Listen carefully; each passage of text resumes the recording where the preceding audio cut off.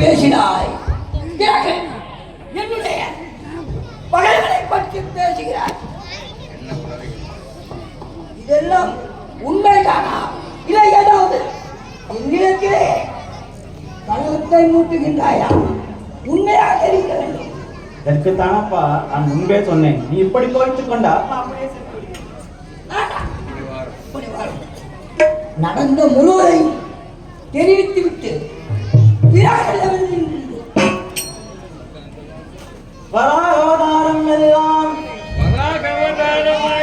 வராகவதாரமாகி பவியே போகமுட்டான் பரவியே ஆடும் கண்ட பாரிய திசையமிதான்